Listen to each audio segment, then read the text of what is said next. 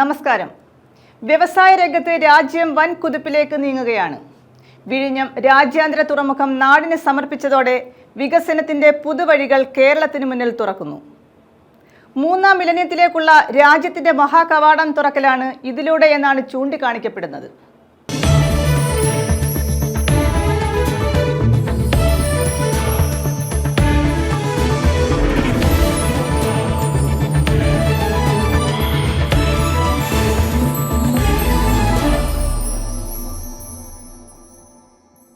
ഇന്നത്തെ പ്രധാന സംഭവ വികാസങ്ങളിലേക്ക്. വിസിലടിച്ച് വിഴിഞ്ഞം. കേരളത്തിന്റെ സ്വപ്ന പദ്ധതിയായ വിഴിഞ്ഞം രാജ്യാന്തര തുറമുഖം നാടിന് സമർപ്പിച്ചു. പ്രധാനമന്ത്രി നരേന്ദ്രമോദിയാണ് പദ്ധതി നാടിന് സമർപ്പിച്ചത്. യുവതി ട്രെയിൻ തട്ടി മരിച്ചു. കരുനാഗപ്പള്ളി ഇടക്കുളങ്ങര സ്വദേശി അമൃതയാണ് മരിച്ചത്. കരുനാഗപ്പള്ളി റെയിൽവേ സ്റ്റേഷന് സമീപമായിരുന്നു സംഭവം. ദേശീയപാത നവീകരണം. പ്രതിസന്ധിയിലായി ഓട്ടോറിക്ഷ തൊഴിലാളികൾ. മിക്കയിടത്തും സ്റ്റാൻഡുകൾ ഇല്ല. ഓട്ടം ലഭിക്കുന്നില്ലെന്ന് തൊഴിലാളികൾ. Kerala vision Kudumbashree micro enterprises award night June 14-ന്. സംഘാടക സമിതി രൂപീകരിച്ചു. കൊല്ലത്താണ് അവാർഡ് നൈറ്റ് സംഘടിപ്പിക്കുന്നത്. വാർത്തകൾ വിശദമായി. കേരളത്തിന്റെ സ്വപ്ന പദ്ധതിയായ വിഴിഞ്ഞം തുറമുഖം രാജ്യത്തിന് സമർപ്പിച്ചു. പ്രധാനമന്ത്രി നരേന്ദ്രമോദിയാണ് പദ്ധതി നാടിന് സമർപ്പിച്ചത്. മുഖ്യമന്ത്രി ഗൗതം അദാനി, ജനപ്രതിനിധികൾ എന്നിവരുടെ സാന്നിധ്യത്തിലായിരുന്നു കമ്മീഷനിംഗ്. രാവിലെ 11 മണിയോടെ പോർട്ട് ഓപ്പറേഷൻ സെന്റർ നടന്നു കണ്ട ശേഷമാണ് പ്രധാനമന്ത്രി നരേന്ദ്രമോദി ഉദ്ഘാടന വേദിയിലെത്തിയത്. തുടർന്ന് കേരളത്തിന്റെ സ്വപ്ന പദ്ധതിയായ വിഴിഞ്ഞം തുറമുഖം രാജ്യത്തിന് സമർപ്പിച്ചു. മലയാളത്തിൽ അഭിസംബോധന ചെയ്താണ് തന്റെ പ്രസംഗം അദ്ദേഹം ആരംഭിച്ചത്. ഏവർക്കും എന്റെ നമസ്കാരം. ഒരിക്കൽ കൂടി ശ്രീ അനന്തപത്മനാഭന്റെ മണ്ണിലേക്ക് വരാൻ സാധിച്ചതിൽ എനിക്ക് സന്തോഷമുണ്ടെന്നും അദ്ദേഹം പറഞ്ഞു. ആദിശങ്കരാചാര്യ ജയന്തിയാണെന്നും അദ്ദേഹം ഓർമ്മിപ്പിച്ചു. പുറത്തേക്കൊഴുകിയിരുന്ന പണം കേരളത്തിനും രാജ്യത്തിനും ജനങ്ങൾക്കും സാമ്പത്തിക സുസ്ഥിരത കെട്ടിപ്പടുക്കുന്നതിന് സഹായമാകുമെന്നും പ്രധാനമന്ത്രി ഓർമ്മിപ്പിച്ചു. പഹൽഗാം ഭീകരാക്രമണത്തിൽ കൊല്ലപ്പെട്ടവർക്ക് ആദരാഞ്ജലി അർപ്പിച്ചാണ് മുഖ്യമന്ത്രി പിണറായി വിജയൻ പ്രസംഗം ആരംഭിച്ചത്. തുറമുഖത്തിന്റെ ശില്പി എന്നും കാലം കരുതിവെച്ച കർമ്മയോഗി എന്നും പുകഴ്ത്തിയാണ് മുഖ്യമന്ത്രിയെ മന്ത്രി VN വാസവൻ സ്വാഗതം ചെയ്തത്. വിഴിഞ്ഞം തുറമുഖത്തിന്റെ കമ്മീഷനിങ്ങിന് ശേഷം നടന്ന പൊതുസമ്മേളനത്തിൽ പ്രസംഗിക്കാൻ പ്രതിപക്ഷ പ്രതിനിധികൾക്ക് അവസരമുണ്ടായിരുന്നില്ല.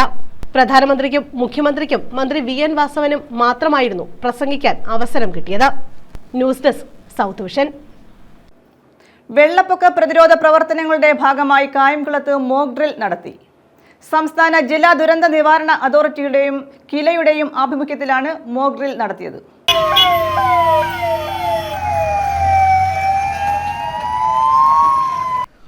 നാട്ടുകാരിൽ ആകാംക്ഷയും അറിവും നിറച്ചാണ് വെള്ളപ്പൊക്ക പ്രതിരോധ പ്രവർത്തനങ്ങളുടെ ഭാഗമായി സംസ്ഥാന ദുരന്ത നിവാരണ അതോറിറ്റിയുടെയും ജില്ലാ ദുരന്ത നിവാരണ അതോറിറ്റിയുടെയും കിലയുടെയും നേതൃത്വത്തിൽ കായംകുളം നഗരസഭാ പ്രദേശത്ത് മോക്ക് ഡ്രിൽ സംഘടിപ്പിച്ചത്.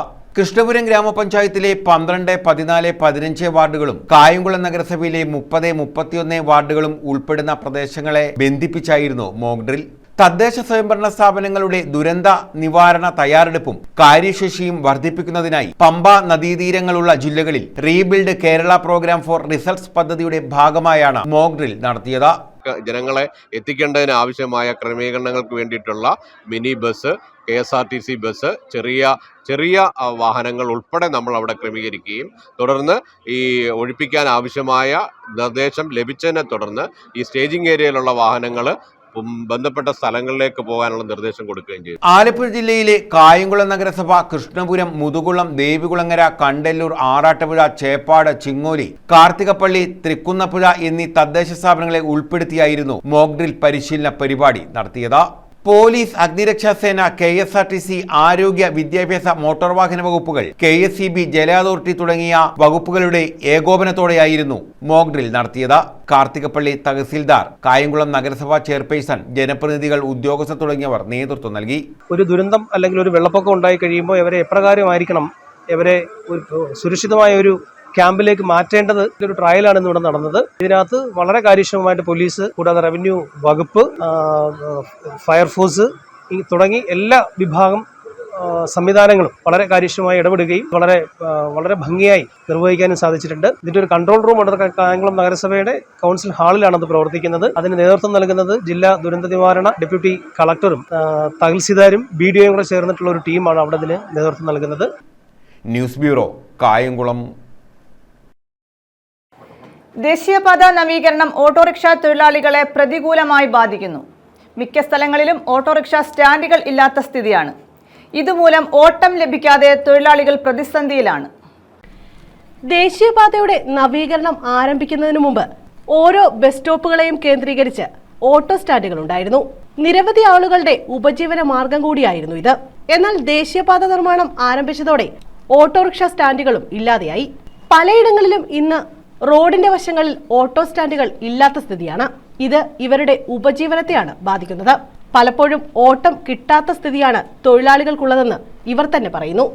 ഞങ്ങൾക്ക് ഇപ്പോൾ റോഡ് വന്നു കഴിഞ്ഞാൽ, ഈ പുതിയ റോഡുകൾ വന്നു കഴിഞ്ഞാൽ ഞങ്ങൾക്ക് എവിടെയും കിടന്ന് ഓടാനുള്ള ഒരു സംവിധാനം ഇല്ല എന്നുള്ളതാണ്. ഞങ്ങളുടെ ജീവിതം ആകപ്പാടെ ദുരിതപൂർണമായിരിക്കുകയാണ്. അപ്പോൾ ഇനിയും സർക്കാർ, ഞങ്ങളുടെ ചവറ പഞ്ചായത്ത് ഉൾപ്പെടെ കേരള സർക്കാരും ഞങ്ങൾക്ക് ജീവിക്കാനുള്ള ഒരിടം, ഞങ്ങളുടെ ഉപജീവനം നടത്താനുള്ള ഒരു ഓട്ടോ സ്റ്റാൻഡ് എവിടെങ്കിലും ഈ ചവറയിൽ എവിടെങ്കിലും ഞങ്ങൾക്ക് തരണം എന്നാണ് ഞങ്ങൾക്ക് പറയാനുള്ളത്. ചവറയിലെയും സ്ഥിതി മറിച്ചല്ല. 70ഓളം ഓട്ടോ തൊഴിലാളികളാണ് ഇവിടെ ഉള്ളത്. ഹൈവേയുടെ വികസനവുമായി ബന്ധപ്പെട്ട് റോഡിന്റെ പലയിടത്തായാണ് ഇപ്പോൾ ഓട്ടോകൾ പാർക്ക് ചെയ്യുന്നത്. ഇത്തരത്തിൽ പാർക്ക് ചെയ്യുന്നത് കൊണ്ട് തന്നെ ഇവർക്ക് പലപ്പോഴും ഓട്ടം ലഭിക്കാറില്ല. ഇവരുടെ ഉപജീവന മാർഗം തന്നെ പ്രതിസന്ധിയിലായ സാഹചര്യമാണുള്ളത്. ദേശീയപാത നിർമ്മാണം ആരംഭിച്ചതിനു ശേഷം പ്രൈവറ്റ് ബസ്സിന് ഉൾപ്പെടെ പാർക്ക് ചെയ്യാനുള്ള സൗകര്യം ഒരുക്കി കൊടുത്തു. എന്നാൽ ഓട്ടോറിക്ഷകൾക്ക് ഈ സൗകര്യം ഒരുക്കിയിരുന്നില്ല. ഇതോടെ ദുരിതത്തിലായത് ഓട്ടോറിക്ഷ തൊഴിലാളികളാണ്. ചവറ, നല്ലെഴുത്തുമുക്ക്, കൊറ്റൻകുളങ്ങര എന്നിവിടങ്ങളിലെ ഓട്ടോറിക്ഷ തൊഴിലാളികളാണ് ദേശീയപാത വികസനത്തിന്റെ പേരിൽ പ്രതിസന്ധിയിലായത്. News bureau, Chavara. CPI Ochira പടിഞ്ഞാറ് ലോക്കൽ സമ്മേളനം നടത്തി. പ്രതിനിധി സമ്മേളനം ചങ്ങൻകുളങ്ങര, കോയിക്കൽ, ശ്രീധരൻ നഗറിൽ നടന്നു. CPI ഓച്ചിറ പടിഞ്ഞാറ് ലോക്കൽ സമ്മേളനമാണ് ചങ്ങൻകുളങ്ങരയിൽ സംഘടിപ്പിച്ചത്. 2 ദിവസമായി നടന്ന സമ്മേളനത്തിന്റെ പ്രതിനിധി സമ്മേളനം CPI ജില്ലാ സെക്രട്ടറി PS സുബാൽ MLA ഉദ്ഘാടനം ചെയ്തു. പാർട്ടിയുടെ റാഞ്ച് സമ്മേളനങ്ങളെല്ലാം പൂർത്തീകരിച്ച് കഴിഞ്ഞു. റാഞ്ച് സമ്മേളനങ്ങളിൽ വലിയ പങ്കാളിത്തമാണ് നമുക്ക് കാണാൻ കഴിയുന്നത്. 100, 150, 200 സഹാക്കളൊക്കെ പങ്കെടുത്ത റാഞ്ച് സമ്മേളനങ്ങൾ, ഉദ്ഘാടന സമ്മേളനങ്ങൾ. അപ്പോൾ താഴെ തട്ടിൽ നമ്മുടെ പാർട്ടി വളരെ സജീവമായി സമ്മേളനത്തിൽ മാറിയെന്നുള്ളത് നമുക്ക് വളരെ സന്തോഷത്തോടെ അറിയാൻ. ഒരു സമ്മേളനത്തോടനുബന്ധിച്ച് മാത്രമാണ് പ്രകടനവും പൊതുസമ്മേളനവും നടത്താൻ പാർട്ടി തീരുമാനിച്ചത്. അത് ലോക്കൽ സമ്മേളനങ്ങളുമായി ബന്ധപ്പെട്ടു. ചങ്ങൻകുളങ്ങര അൽഹന ഓഡിറ്റോറിയത്തിലെ കോയിക്കൽ, ശ്രീധരൻ നഗറിലാണ് പ്രതിനിധി സമ്മേളനം നടത്തിയത്. 2 ദിവസങ്ങളിലായാണ് സമ്മേളനം നടന്നത്. CPI മണ്ഡലം, ജില്ലാ നേതാക്കൾ സമ്മേളനത്തിൽ പങ്കെടുത്തു.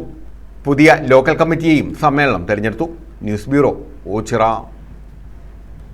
യുവതി ട്രെയിൻ തട്ടി മരിച്ചു.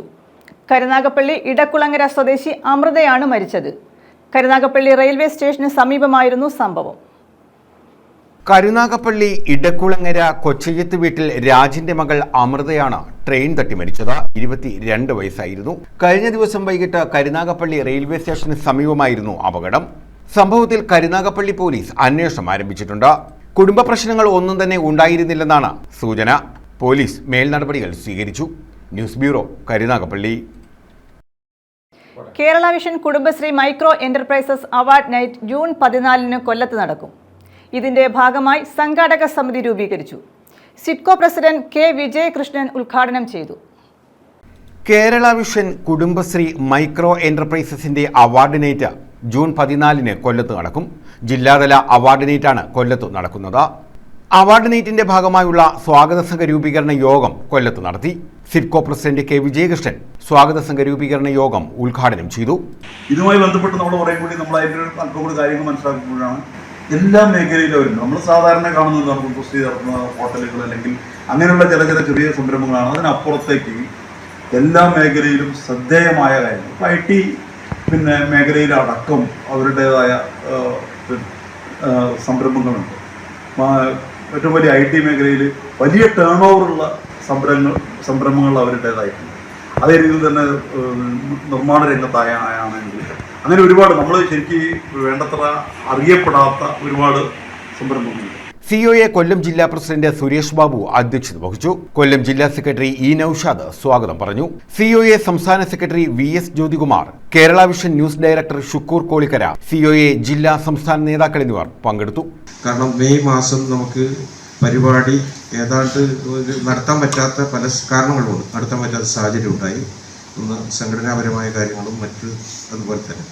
പിന്നെ സെപ്റ്റംബറിലും നമുക്ക് വലിയൊരു പ്രതീക്ഷയില്ല. സെപ്റ്റംബറിൽ നമ്മുടെ ഇത്തരം കാര്യങ്ങളൊക്കെ വരുമ്പോൾ അതേപോലെ കേരള വിഷൻ ന്യൂസിനെ സംബന്ധിച്ചിടത്തോളം ഇതിൻ്റെ ഈ സംരംഭക കൺവെൻഷനോടനുബന്ധിച്ച് ടെലിവിഷൻ അവാർഡ് എന്നുള്ള ഒരു വലിയ ഒരു പ്രോജക്റ്റ് കൂടിയുള്ളതുകൊണ്ട് സെപ്റ്റംബർ കൂടി ഒഴിവാക്കേണ്ട സാഹചര്യമുണ്ട്. ന്യൂസ് ബ്യൂറോ, കൊല്ലം.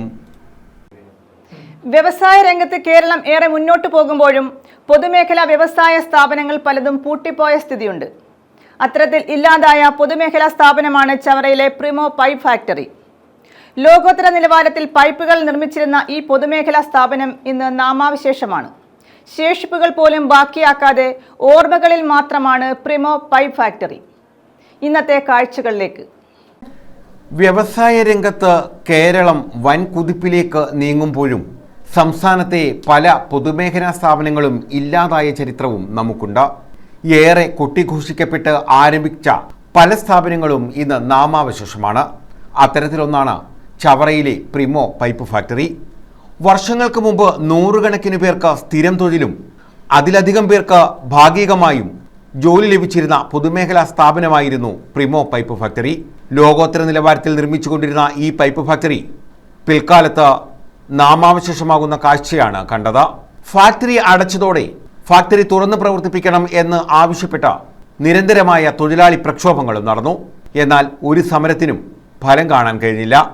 ചവറയിൽ പ്രവർത്തിച്ചിരുന്ന ഒരു പൊതുമേഖലാ സ്ഥാപനമായിരുന്നു പ്രിമോ പൈപ്പ് ഫാക്ടറി. ഈ ഫാക്ടറിയിൽ നിന്നും നിർമ്മിക്കപ്പെടുന്ന പൈപ്പുകൾ ലോകോത്തര ഗുണനിലവാരമുള്ളതായിരുന്നു. പക്ഷേ കാലാന്തരത്തിൽ അത് അടച്ചുപൂട്ടുകയാണ്. അതിന് പ്രധാനമായും പറയുന്ന കാരണം ഗവൺമെൻറ്റാണോ എന്താണെന്ന് അറിയില്ല, കാസ്റ്റ് അയണിൻ്റെ പൈപ്പ് ഇറക്കിയതാണെന്നാണ് അന്നത്തെ കാലത്ത് തൊഴിലാളികൾ പറഞ്ഞിരുന്നത്. എന്തു തന്നെയായാലും എൻ്റെ ബാല്യത്തിലൊക്കെ ഞാൻ കാണുന്നത് കുറേ പൈപ്പുകൾ ഇങ്ങനെ കൂട്ടിയിട്ടിരിക്കുന്ന ഈ വലിയ വിശാലമായ TS കനാലിനോടും ഹൈവേയോടും ചേർന്നുള്ള ഈ പ്രദേശമാണ്. പക്ഷേ കാലാന്തരത്തിൽ അത് വീണ്ടും ജനങ്ങൾക്ക് പോലും ഈ TS കനാലിന് സൈഡിലുള്ള പാതയിലൂടെ നടന്നു പോകാൻ കഴിയാത്ത അവസ്ഥയിൽ രൂക്ഷമാകുകയും ചെയ്തു. അതിനുശേഷം ആ ഒരു പ്രക്ഷോഭത്തിൻ്റെ അടിസ്ഥാനത്തിലാണ് ഈ സ്ഥലം ഏറ്റെടുത്തുകൊണ്ട് കൺസ്ട്രക്ഷൻ അക്കാദമി ആരംഭിച്ചത്. കൺസ്ട്രക്ഷൻ അക്കാദമിയുടെ പ്രവർത്തനം ഇത് പൊതുമേഖലയിലാണെങ്കിലും ഇന്ന് അത് അതിന് നടത്തിപ്പ് ഒരു സ്വകാര്യ മേഖലയ്ക്കാണെന്നാണ് അറിയാൻ കഴിഞ്ഞത്. അത് എത്ര കണ്ട് നമ്മൾ ഗവൺമെൻറ്റോ അല്ലെങ്കിൽ മറ്റ് ബോഡികളോ ഉദ്ദേശിച്ച തലത്തിൽ ഇന്ന് ഈ സ്ഥാപനം ഡെവലപ്പായി പോകുന്നു എന്നറിയാൻ സാധിക്കുന്നില്ല. ഈ പ്രിമോ പൈപ്പ് ഫാക്ടറി എന്ന് പറയുന്ന പൊതുമേഖലാ സ്ഥാപനത്തിൽ പ്രവർത്തിക്കുന്ന ആ ഫാക്ടറിയിൽ നൂറുകണക്കിന് പേർക്ക് പ്രത്യക്ഷത്തിലും നൂറുകണക്കിന് പേർക്ക് പരോക്ഷത്തിലും തൊഴിൽ ലഭിച്ചിരുന്ന ഒരു ഫാക്ടറിയാണ്. അത് അടച്ചുപൂട്ടിയതുകൊണ്ട് അന്നത്തെ കാലത്ത് രൂക്ഷമായ സമരങ്ങളും കാര്യങ്ങളും നടന്നു. ഒരുപാട് കുടുംബങ്ങൾ പട്ടിണിയിലാകുകയും ചെയ്തു. ഇന്ന് നമ്മുടെ ആവശ്യത്തിന് വേണ്ടിയുള്ള പൈപ്പ് ഇതര സംസ്ഥാനങ്ങളിൽ നിന്നാണ് ഇറക്കുമതി ചെയ്യുന്നത്. അത് ഇതിനേക്കാളൊക്കെ 4 ഇരട്ടി വില കൂടുതൽ കൊടുത്താണ് ഇറക്കുമതി ചെയ്യുന്നതാണ് അറിയാൻ കഴിഞ്ഞത്. അതായത് ഒരു ഫാക്ടറി നമ്മളിവിടെ പൂട്ടിയപ്പോൾ അതിൻ്റെ ഗുണനിലവാരമുള്ള സാധനങ്ങൾ നമുക്ക് ഇതര സംസ്ഥാനങ്ങളിലേക്ക് നമ്മൾ കയറ്റുമതി ചെയ്തുകൊണ്ട് ഇരുന്ന പൈപ്പായിരുന്നു പ്രിമോയുടെ പൈപ്പ്. അത്ര ക്വാളിറ്റിയും അഷുറൻസുള്ള ഒരു സാധനമായിരുന്നു ഈ പൈപ്പ് എന്നാണ് എൻ്റെ അറിവ്. മാറി മാറി വന്ന സർക്കാരുകളും പ്രിമോ പൈപ്പ് ഫാക്ടറി തുറന്നു പ്രവർത്തിപ്പിക്കണം എന്ന ആവശ്യത്തോട് അനുകൂലമായ നിലപാട് സ്വീകരിച്ചതുമില്ല. ഇതോടെ എന്നേക്കുമായി സ്ഥാപനം പൂട്ടേണ്ട സ്ഥിതിയുണ്ടായി. വിവിധ ആവശ്യങ്ങൾക്കായി കേരളത്തിനും പുറത്തും ഉപയോഗിക്കാൻ കഴിയുന്ന തരത്തിലുള്ള ലോകോത്തര നിലവാരമുള്ള പൈപ്പുകളായിരുന്നു ഇവിടെ നിർമ്മിച്ചിരുന്നത്. ഇപ്പോഴാകട്ടെ മറ്റ് സംസ്ഥാനങ്ങളിൽ നിന്ന് പൈപ്പുകൾ ഇറക്കുമതി ചെയ്യേണ്ട ഗതികേടിലാണ് കേരളം. വിവിധങ്ങളായ കുടിവെള്ള പദ്ധതികളും ദേശീയപാത നവീകരണവുമായി ബന്ധപ്പെട്ട പ്രവർത്തനങ്ങൾക്കും ഉൾപ്പെടെ ആയിരക്കണക്കിന് പൈപ്പുകളാണ് വേണ്ടിവരുന്നത്. ഈ പൈപ്പുകളെല്ലാം തന്നെ വൻ തുക നൽകി ഇതര സംസ്ഥാനങ്ങളിൽ നിന്ന് എത്തിക്കേണ്ട സാഹചര്യം നിലവിൽ കേരളത്തിലുണ്ടായിരിക്കുന്നു. ഒരുപക്ഷെ പ്രിമോ പൈപ്പ് ഫാക്ടറി ഉണ്ടായിരുന്നുവെങ്കിൽ പൈപ്പുകൾ വലിയ തോതിൽ ഇറക്കുമതി ചെയ്യുന്നത് നമുക്ക് നിയന്ത്രിക്കാമായിരുന്നു. ഒപ്പം നമ്മുടെ സ്വന്തം പൈപ്പുകളാണ് ഇവിടെ ഉപയോഗിക്കുന്നത് എന്ന തരത്തിൽ അഭിമാനം കൊള്ളുകയും ചെയ്യാമായിരുന്നു. എന്നാൽ ഈ പ്രതീക്ഷകളെല്ലാം അസ്തമിപ്പിച്ചാണ് പ്രിമോ പൈപ്പ് ഫാക്ടറി ഇല്ലാതായത്. ഒപ്പം നിരവധി പേർക്ക് തൊഴിൽ ഇല്ലാതായി. അനുബന്ധ മേഖലയിൽ ഉൾപ്പെടെ ജോലി ചെയ്തിരുന്നവർ പട്ടിണിയിലായി. പലരും മറ്റു മേഖലകളിലേക്ക് ചേക്കേറി. News bureau, Chavara. പ്രധാന വാർത്തകൾ വീണ്ടും. വിസിലടിച്ച് വിഴിഞ്ഞം. കേരളത്തിന്റെ സ്വപ്ന പദ്ധതിയായ വിഴിഞ്ഞം രാജ്യാന്തര തുറമുഖം നാടിന് സമർപ്പിച്ചു. പ്രധാനമന്ത്രി നരേന്ദ്രമോദിയാണ് പദ്ധതി നാടിന് സമർപ്പിച്ചത്. യുവതി ട്രെയിൻ തട്ടി മരിച്ചു. കരുനാഗപ്പള്ളി ഇടക്കുളങ്ങര സ്വദേശി അമൃതയാണ് മരിച്ചത്. കരുനാഗപ്പള്ളി റെയിൽവേ സ്റ്റേഷന് സമീപമായിരുന്നു സംഭവം. ദേശീയപാത നവീകരണം. പ്രതിസന്ധിയിലായി ഓട്ടോറിക്ഷ തൊഴിലാളികൾ. മിക്കയിടത്തും സ്റ്റാൻഡുകൾ ഇല്ല. ഓട്ടം ലഭിക്കുന്നില്ലെന്ന് തൊഴിലാളികൾ. Kerala vision Kudumbashree micro enterprises award night June 14-ന്. സംഘാടക സമിതി രൂപീകരിച്ചു. കൊല്ലത്താണ് അവാർഡ് നൈറ്റ് സംഘടിപ്പിക്കുന്നത്. ഈ വാർത്താ ബുള്ളറ്റിൻ പൂർണ്ണമാകുന്നു. നമസ്കാരം.